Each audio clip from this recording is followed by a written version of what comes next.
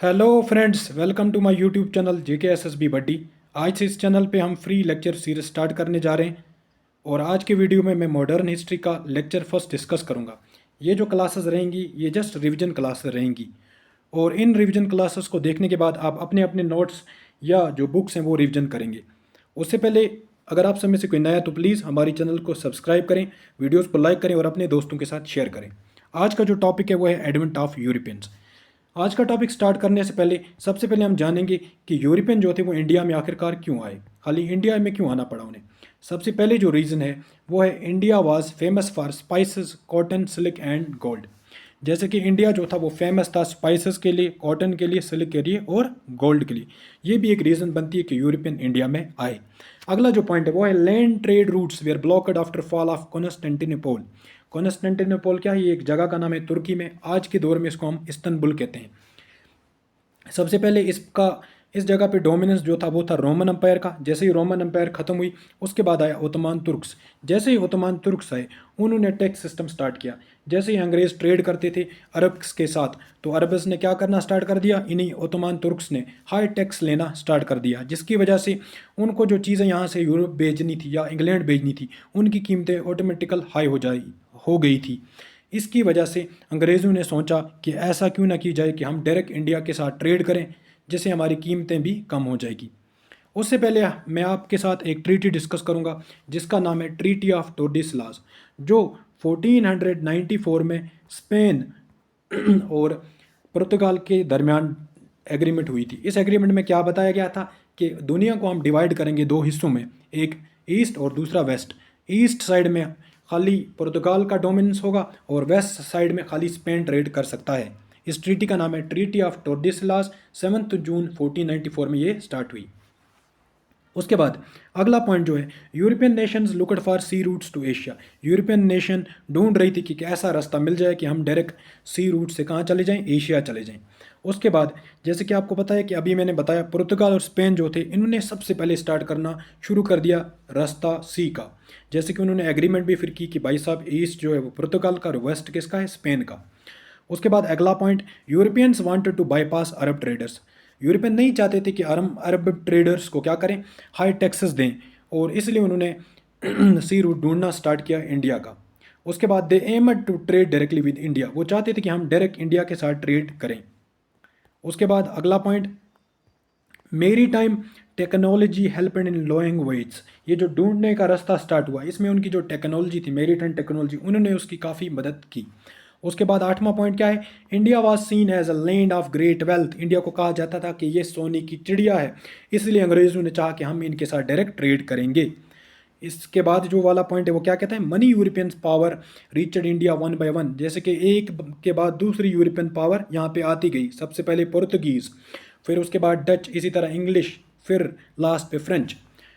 There arrival led to major change in Indian history. India की history में major change आते गए जैसे जैसे यूरोपियन रूलर आते गए। इसके बाद हम डिस्कस करेंगे पुर्तगीज़ को।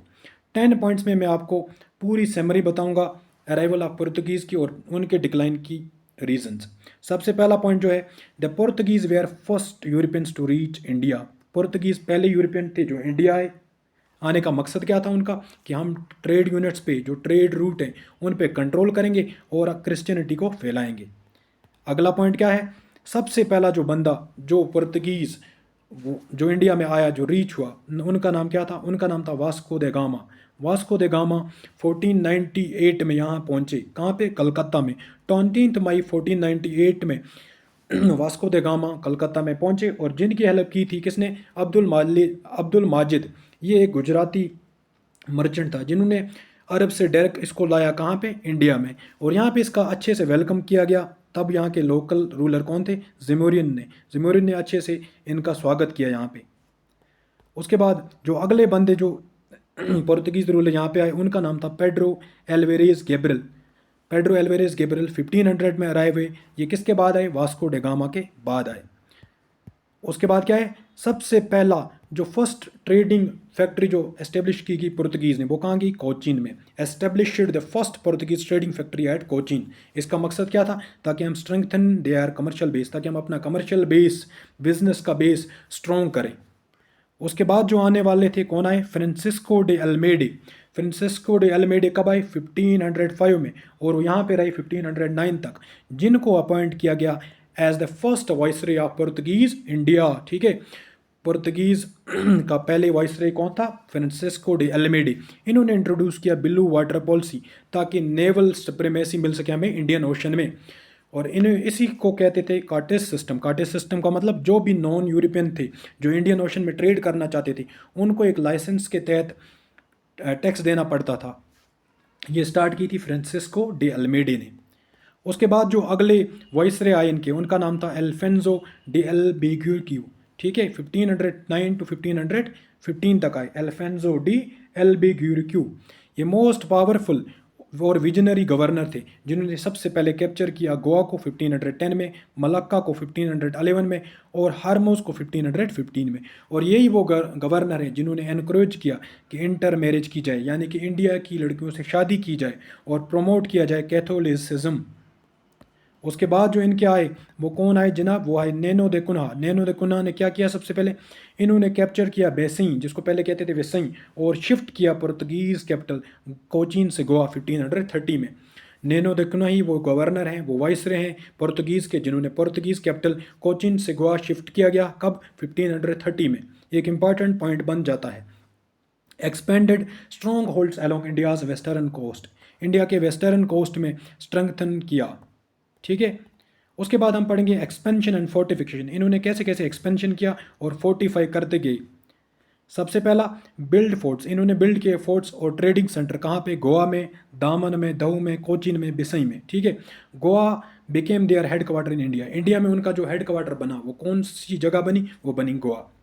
उसके बाद कल्चरल एंड रिलीजियस इम्पैक्ट। सबसे पहले इन्होंने क्या किया, यहाँ पे इंट्रोड्यूस किया कैशू क्रॉप्स, जैसे कि कैशू क्रॉप्स, पाइनएप्पल, और इनने स्प्रेड किया। क्या स्प्रेड किया, सबसे पहले इन्होंने स्प्रेड किया first printing press in Goa. ठीक है, started first printing press in Goa 1556। ठीक है, एशिया का सबसे पहला प्रिंटिंग प्रेस किस जगह पे हुआ था, वो था गोवा पे। किसने किया था, पुर्तगीज ने। कब, 1556 में। और स्प्रेड किया था क्या, लैटिन स्क्रिप्ट और कैथोलिक फेथ। उसके बाद हम पॉइंट पढ़ेंगे डिक्लाइन ऑफ पावर, कैसे इनका जो पावर था वो कम होता गया।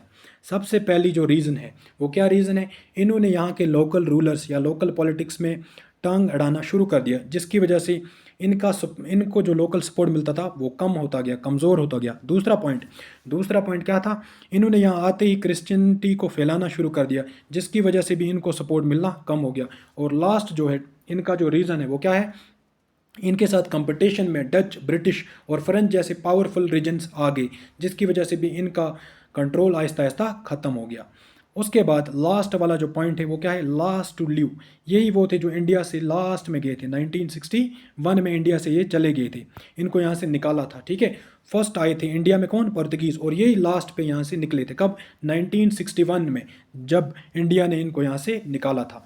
Thanks for watching dear friends. अगर आपको मेरा वीडियो पसंद आया, इसको अपने दोस्तों के साथ शेयर करें, और अगर ऐसे ही वीडियोस आप और चाहते हैं तो कमेंट कीजिएगा कि आपको किस टॉपिक के वीडियोस चाहिए। Thanks for watching dear friends, अल्लाह हाफिज़।